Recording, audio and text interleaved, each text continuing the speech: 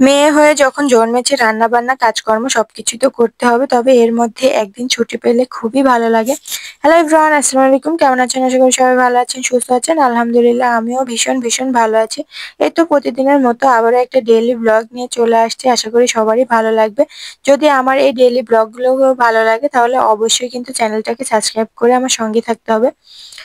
তো এই তো সকাল ঘুম থেকে উঠে পড়েছি। আজকে ভারী রান্না সকালবেলা করব না। আমাদের গ্রামের বাড়িতে সবসময় সকালবেলা ভাত, তরকারি এগুলোই করা হয়। রুটি করা হয় না, নাস্তা কোনো কিছুই করা হয় না। তো আজকে ভাবছি দুপুরে রান্না করব, যার কারণে সকালবেলা নাস্তা মতো করে রুটি আর একটু ভাজি করব। তো সকালে যেহেতু আমার প্রায়ই রান্না করতে হয়, তবে সরাসরি রান্না করতে যেতে হয় যখন আমাদের মাঠে খাবার দিতে হয় বা মাছ আসে। তো তখন মাছ কেটে বেছে রান্না করতে যেতে গেলে আবার দেরি হয়ে যায়। তো কখনো রান্না করে মাছ কাটতে হতো। তো এইসব ঝামেলা যেহেতু এখন নেই, সরাসরি রান্না করতে যাব না। তো ভাবছি যে আগে বাহিরের কাজগুলো সেরে নিই। গ্রামের বাড়িতে সবাই এই রেগুলার এটাই করে, যেটা হচ্ছে বাহিরে বাড়ির মধ্যে সমস্ত কিছু ঝাড়ু দিয়ে দেন তারপরে রান্না করতে যায়। তো এখন যেহেতু আমার রান্নাটা একটু দেরিতে, তাই আর জন্য ঝাড়ু টাড়ু দিয়ে এই তো মাছও চলে আসছে এর মধ্যে। তো কালকে থেকে একটু কম মাছ আছে আজকে, তো মাছের জালগুলো ঘরে তুলে নিতে হবে, কারণ এখন মাছ পড়ছে না, শুধুমাত্র সাপ পড়ছে। তো এই তো দেখো কতগুলো মাছ হাউজে রেখে দিয়েছে, ওইগুলোও মারা যাচ্ছে। ওইগুলো কেটে বেছে হয় শুটকি করতে হবে, না হয় আমাদের ফ্রিজে রেখে দিতে হবে।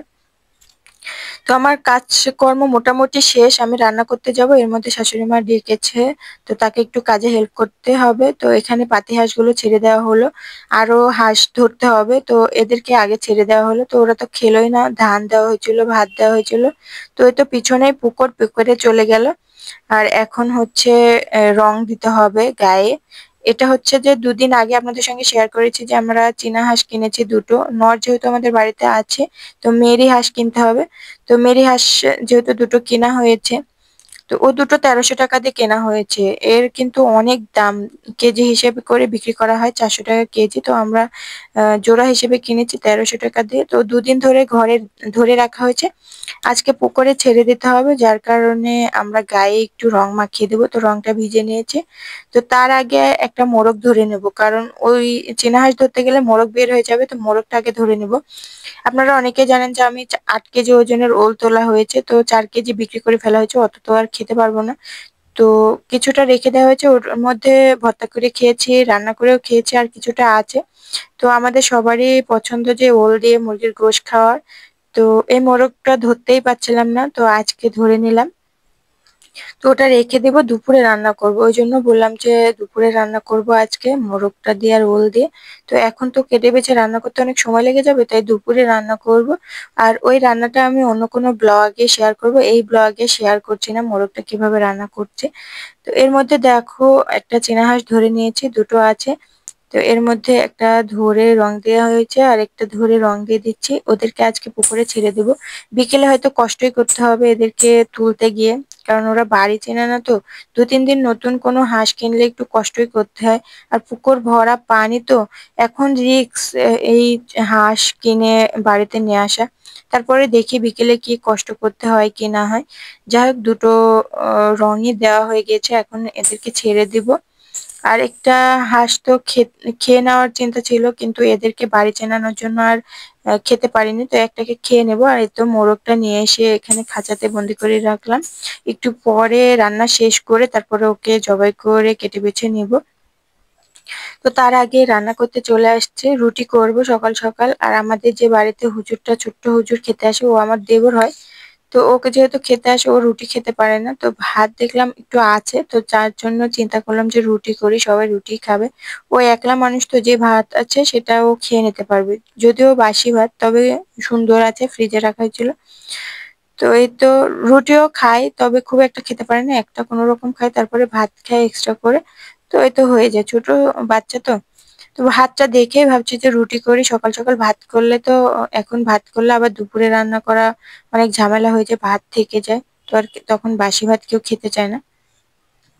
তো এই তো এখানে আমি কেটে বেছে নিলাম। এখানে নিয়েছি আলু, একটা বেগুন, আর অনেকটা করে মূলা। তো দিয়ে কেটে বেছে নিয়ে চলে আসছে। আর এখন রুটি করব, এই তো চুলা ধরিয়ে দিচ্ছি। আমরা সব সময় যখন ভাজি করি, ভাজিতে পেঁয়াজ বেরেস্তা করে তারপরে জিরে ফোড়ন দিয়ে ভাজিটা করা হয়। আবার আমার শাশুড়ি মা বাগার দিয়েও ভাজি করে। তো বাগার দিয়ে আমি করব না, কারণ অনেক ঝামেলা হয়ে যাবে, জোর চুলা তো, আর রুটিও করতে হবে, যার কারণে আমি বাগার দিয়ে করব না। মেয়ে হয়ে জন্মেছি যখন, রান্না বান্না তো করতে হবে, এটাই হচ্ছে আমাদের কাজ আর এটাই ধর্ম। যে যেটাই করি না কেন, শিক্ষিত হলেও আমাদের রান্না বান্না করে খেতে হবে। খাবার তো আমাদের খেতে হবে, তো রান্নাটা মাস্ট করতে হবে। তো সবসময় রান্না বান্নার মধ্যে থাকা। আর এখন তো গ্রামের বাড়িতে খুব একটা কাজ বাজ নেই, এই তো রান্না বান্না আর টুকটাক যখন হাঁস মুরগি আছে সেই সবই। যখন ফসল বাড়িতে ওঠে তখন তো আরো বেশি ঝামেলা, সব দিককে সামলে উঠতে উঠতে অনেক হিমশিম খেয়ে যেতে হয়। তো এই তো চলে আসছে রান্না করতে, আর এখন ভাজিগুলো তুলে দেবো। তো দেখো আমি বড় একটা তেলের বোতল নিয়ে বসে পড়েছি, তেল ঢালারও সময় নেই আমার। প্রত্যেকটা বাড়িতে এক একটা চয়েস থাকে, যে রুটির সঙ্গে কেউ অনেক কিছু খেতে পছন্দ করে, আবার কেউ কিছু খেতে পছন্দ করে না। আমাদের বাড়িতে রুটির সঙ্গে মরিচ ভর্তা, গুড় অথবা ডাউল ঘাটি এসবই পছন্দ করে। এই শুকনা ভাজিটা কেউই পছন্দ করে না রুটির সঙ্গে খেতে। যদি একটু ভালো হয়, তবে এই মূলার ভাজিটা খুব একটা পছন্দ করে না। তো তারপরেও বসে পড়েছি ভাজি করতে। তো এখানে আমি একটা পেঁয়াজ খুঁজছিলাম, বাড়িতে এত পরিমাণ পেঁয়াজ আনাচে কানাচে পড়ে থাকে, কিন্তু রান্নার সময় আমি হাতের কাছে পাই না। তো খুঁজে ফিরে একটাই পেয়েছি, যেহেতু আমাদের পেঁয়াজ বেরেস্তা করে তারপরে একটু জিরে ফোড়ন দিয়েই ভাজিটা করতে হয়। তো পেঁয়াজ আমি একটু বেরেস্তা লাল লাল করে ভেজে নিচ্ছি, তারপরে একটু জিরে ফোড়ন দিয়ে নেব। এরপরে হচ্ছে ভাজিটা তুলে দেবো। আর আমার শাশুড়ি মা সবসময় করে কি, বাগার দিয়ে ভাজি করে, আর আমি বাগার দিয়ে এখন করব না, কারণ আমার বাগার দিয়ে ভাজি করতে গেলে অনেক সময় লেগে যাবে। রুটি করতে গেলে ওই তো আবার হাত ভিজাইতে হয়, আবার ঢেলে বাগার দিতে হয়। তো ওই সময়টা আমি পাই না, যার কারণে একবারেই তেলে একটু পেঁয়াজ বেরেস্তা করে তারপরে ভাজিটা দিয়ে একে একে মরিচ তারপরে হলুদ দিয়ে এই তো ভাজিটা করে নিচ্ছি। তো আমি শুকনা ভাজি করব, যাই হোক খেলে খাবে, না খেলে না খাবে। তো এই তো ভাজিটা প্রায় হয়ে গিয়েছে, আমি আরেক চুলায় দিয়ে দিয়েছি, আর এখন এটা আমি সামনের চুলাটাতে রুটি করে নিচ্ছি। তো রুটির জন্য না হালকা করে জাল করতে হয়, আর এখন আমার রুটিটা প্রায় পুড়ে পুড়েই যাচ্ছে। তো এখন দেখি কেমন হয়, রুটির জন্য বকা খেতে হয়, আর আমি খুব একটা ভালো রুটিও করতে পারি না। তবে যে পরিমাণ যেটুকুই পারি এত পরিমাণ রুটি করতে হয় আমাকে, প্রায় দিনই আমাকে রুটি করতে হয়, বা অনেক সময় অনেক মানুষের রুটি করতে হয়, 50টাও 60টা এরকম করেও রুটি করতে হয়েছে। তো এখন বেশি একটা করব না, তবে একটু বেশি করেই করছি। এ 20-25টার মতো করতে হবে, কারণ দুপুরে হয়তো মোরগ রান্না করব, তো মুরগি রান্না করব। তো দু একটা থাকলে পরে সবাই খাবে, আর ভাত তো করবোই। ভাত যেহেতু সবাই খায়, আর রুটি খেতে পছন্দ করে ঠিক, কিন্তু সময় সময় এর ভাতের জন্য সবাই পাগল হয়ে যায়। তো এই তো আমি রুটি করে নিচ্ছি, প্রায় শেষ। ওদিকে হুজুরও চলে আসছে, হুজুর খেয়ে নেবে। তো ও রুটি খুব একটা খেতে পছন্দ করে না, তবে একটা কোনো রকম খায়, আর ওর জন্য ভাত রেখেছি রাতে। তো ওই ভাতটাই ও খেয়ে নেবে, ওইটা দেখে ওকে আসলে আজকে রুটি করা। তো এই তো খেয়ে নিচ্ছে সুন্দর করে, একটা কোনো রকম খায়, তারপরে ভাত আর একটু সিমাই রান্না করেছিলাম দুধ ছাড়া, সেটাও দেওয়া হলো, ও খেয়ে নিয়েছে। খেয়ে দিয়ে চলে গিয়েছে। আর এই তো দেখো আজকের মাছগুলো শাশুড়ি মা কেটে নিয়ে চলে আসছে, রোদ্রে দেওয়া হবে। সকাল সকালই যখন রোদ চলে আসে তখনই আমরা দিয়ে দিই। তো বাড়িতে শুটকি করা, ওই শুটকি মাছগুলো খেতে খুবই ভালো লাগে, কারণ পরিষ্কার করে ধোয়া হয়। যেমন আমরা রান্নার জন্য ভালোভাবে পরিষ্কার করি, শুটকির জন্য ওইভাবেই পরিষ্কার করা হয়। তো এই তো আগেকার গুলো আমরা মাটিতে ঢেলে দিচ্ছি, আর ওই চালনাতেই এখনকার মাছগুলো দিয়ে দেবো, কারণ এই চালনাটাতে দিলে মাছের সঙ্গে যে পানিটা থাকে ঝরে যায়।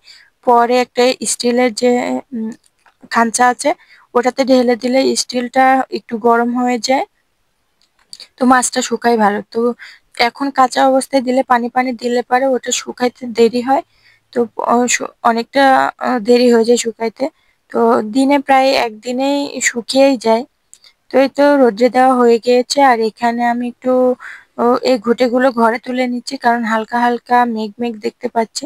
শুকিয়ে যে গিয়েছে যেহেতু, আর দুপুরে আমি মোরগটা রান্না করে ফেলেছি, এখন বিকেল হয়ে গিয়েছে প্রায়। তো মোরগটা কিভাবে রান্না করেছি সেটা নেক্সট ব্লগে দিয়ে দিব। তো এই তো সারাদিন তো রান্না বান্না নিয়ে আছি, হুজুরও খেয়ে চলে গেছে দুপুর দুপুর, আর আমি এখানে চলে আসছি এই ঘুঁটেগুলো তুলতে। এখানে সাজিয়ে নিচ্ছিলাম, শাশুড়ি মাও তুলে দেবে দুপুর দুপুর, নামাজ পড়তে হবে সবার, যার কারণে এখানে আমি ঘুঁটেগুলো তুলে নিচ্ছি। সেও আমাকে হেল্প করবে, তো আমি এখানে একটু জড়ো করে করে দিচ্ছিলাম যাতে নিয়ে যেতে সুবিধা হয়। এই ঘুঁটে দিয়েও কিন্তু আমরা বড়লোক হয়ে যাব। এবার প্রায় 4,000 4500 এরকম টাকার ঘুঁটে বিক্রি করা হয়েছে, আবার জ্বালানিও করা হয়। গ্রামে থাকার এই যে সুবিধা, নিজেদের জ্বালানির তো খরচ হয়েই যায়, আবার বিক্রি করেও টাকা উপার্জন করা যায়। তো এখানে আমি বিকেল বিকেল মাছগুলো তুলে নিচ্ছে। আকাশটা খুবই মেঘলা মেঘলা, তো অনেকটাই শুকিয়ে গেছে। আজকের মাছগুলো দেখো কত ঝরঝরা হয়ে গিয়েছে। আর এই তো আগেকার মাছ, আজকের মাছ, তো সবগুলো এখন তুলে ফেলছে, এখানে বাড়িতে নিয়ে যাব। তো আজকের মতো এ পর্যন্ত। সবাই ভালো থাকবেন, সুস্থ থাকবেন, আর আমাদের জন্য সবাই দোয়া রাখবেন। তো আল্লাহ হাফেজ।